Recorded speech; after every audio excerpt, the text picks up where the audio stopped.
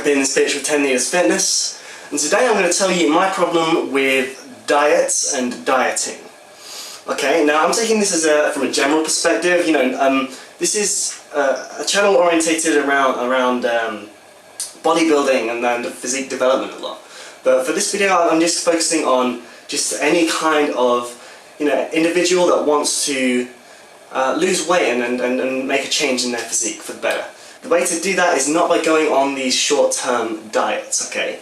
So that being the things, typically things that last, a couple months, and is a program where you only eat a certain number of foods, or a certain selection of foods or whatever, with the goal of losing body fat, okay? And I'll tell you why they ultimately always end up putting you back where you started. That is because they just don't reflect the science of how, and the reality of how weight loss and body composition works. And I'm going to explain why. Don't worry, I'm not going to get too technical into that. The reason for that is that the way weight loss works is it's all to do with the calories you take in versus the calories you expend. Okay, so it's simply a matter of energy. Food, you put food in, you consume food, and then you consume energy via calories, okay? And the activity you do requires energy that comes from the calories. Okay, so the calories you take in versus the ones you expend right now, that level that you're at right now, okay, we'll say it's here, that is what supports your current body weight. Okay, if you want to get to a lower body weight, you either need to take in less calories or you need to increase your activity level. Okay, so say you decrease your calories, as these diets do, because that's how they work, okay?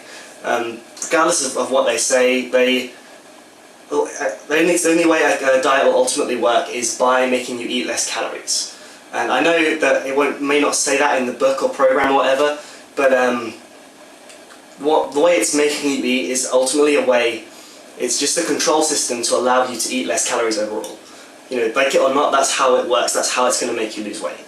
Okay, so through eating the way it tells you, you are able to eat less calories and you lose weight. Okay, but what then happens is when you're at this lower calorie level and it draws your weight down to here, this then becomes the calorie level that supports your body weight where it is once you've lost the weight. Okay, you with me?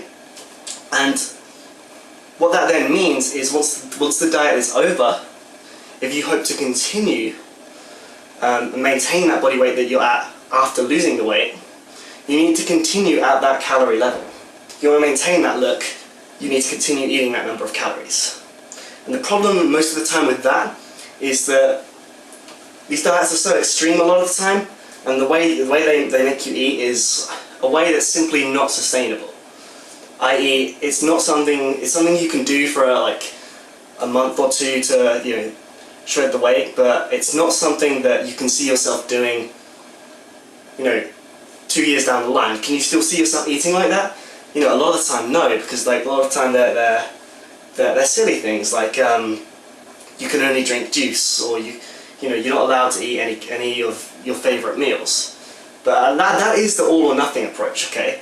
And that is flawed, because as we know, all that actually matters from science is the number of calories you eat. It doesn't have to mean restricting your food choices. I mean, yes, you can't eat like whatever, obviously you can't go out and eat like 5 pizzas and you're still going to be at that calorie level.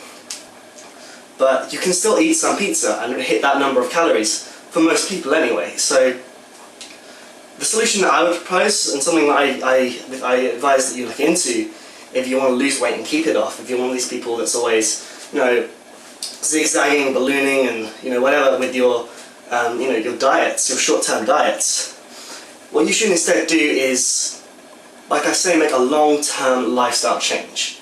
And that doesn't mean you have to eat a way that you hate eating for your whole life. It doesn't mean that at all. What it means is finding a way of eating, okay, such that your calorie level is lower than it is now. Okay, it's low enough to sustain the body weight that you want to be at. And that doesn't mean you can't ever enjoy your favourite foods. It doesn't mean that at all.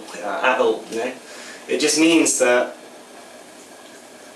you need to be smart about things. So examples of that are, maybe swap out one of your main meals for a salad. You know, that's going to be drastically lower calories, but you're not going to be going hungry because you've got a big plate of food. Even if it is, you know, a lot of it is just salad leaves and chicken, you know, that's going to be still a plate of food. And if you know how to do it correctly, you can, and you can figure it out, you know, subscribe to the channel, I'll show you how.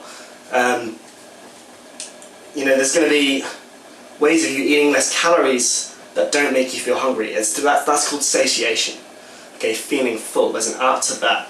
And once you know it, it's quite easy to do once you have a handle on that.